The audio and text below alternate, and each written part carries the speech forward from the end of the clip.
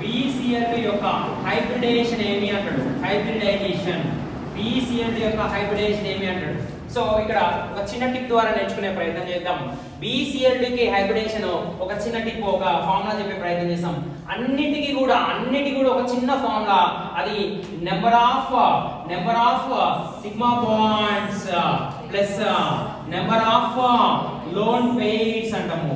ఏంటి number of sigma bonds, ఏంటి number of loan pairs అంటే, ఫర్ ఎగ్జాంపుల్ మనకి ఇచ్చిన కాంపౌండ్ BeCl2 కాబట్టి ఈ BeCl2 ని ఇలా రాసుకోవాలి. వెంటనే మనం ఏం చేయాలి? ఆఫ్ కట్ చేసేది.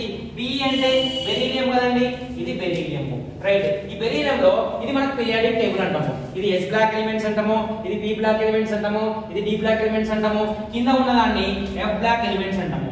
ఈ F బ్లాక్ ఎలిమెంట్స్ లో వీటిని లాంథనైడ్లని, వీటిని యాక్టినైడ్లని అంటాము.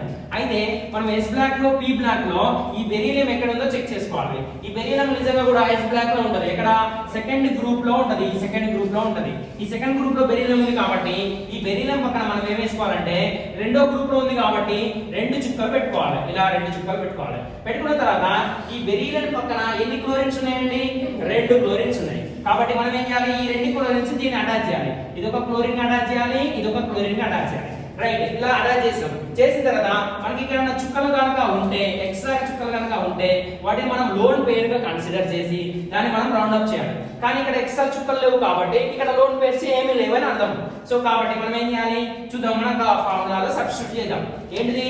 Number of sigma bonds plus number of loan pairs.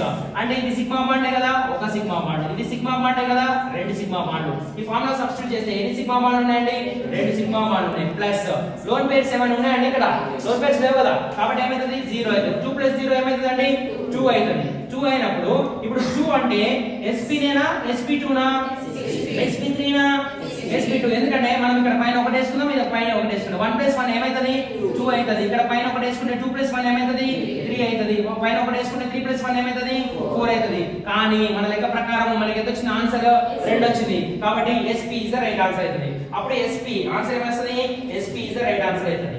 దీంతో పాటుగా మనకి బాండ్ యాంగిల్ కూడా అడుగుతున్నాడు, అంటే బంధ కోణం అడుగుతాడు.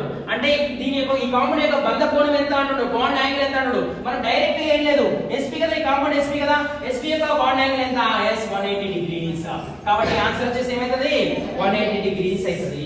ఇట్లా మనం కాంపౌండ్స్ అంటే ఒక కాంపౌండ్ తీసుకోవడము, ఆ కాంపౌండ్ హైబ్రిడేషన్ తీసుకోవడము, హైబ్రిడేషన్ తో పాటుగా బాండ్ యాంగిల్, అంటే ఎంత డెప్త్ గా క్వశ్చన్స్ అడుగుతున్నారంటే ఈ రోజుల్లో మొత్తం చాలా, అంటే అప్లికేషన్ ఓరియంటేషన్ క్వశ్చన్ అని అంటాము.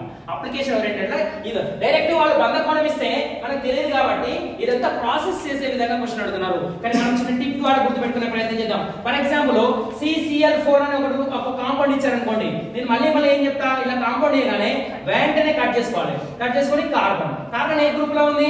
వెంటనే 4th గ్రూప్ లో ఉంది, రైట్? ఇక్కడ 4th గ్రూప్ లో ఉంది కాబట్టి 4th గ్రూప్ అంటే 4 నెంబర్ వేసుకోవాలి. కార్బన్ చుట్టూ ఏమని 1 2 3 4, ఓకే 4 వేసేసుకున్నాం, రైట్? క్లోరిన్స్ ఎన్ని ఉన్నాయండి?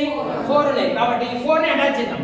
S1 అటాచ్ చేద్దాం, 1 chlorine, second chlorine, third chlorine, 4th chlorine, right? మన ఫార్ములా ఉంది కదండి, ఏంటి అది? Number of sigma bonds plus number of loan pairs. ఇందులో సబ్స్టిట్యూట్ చేద్దాం. ఇక్కడ ఏమైనా లోన్ పేర్స్ కనపడుతున్నాయా అంటే చుక్కల్లాగా ఉండి దీన్ని రౌండ్ అప్ చేస్తే లోన్ పేర్ అనుకోవాలి. ఇక్కడ ఏం లోన్ పేర్స్ లేవు, మొత్తం సిగ్మా బాండ్స్ ఉన్నాయి. 1 sigma bond, 2 sigma bond, 3 sigma bond, 4 sigma bond. కరెక్టేనా కదా?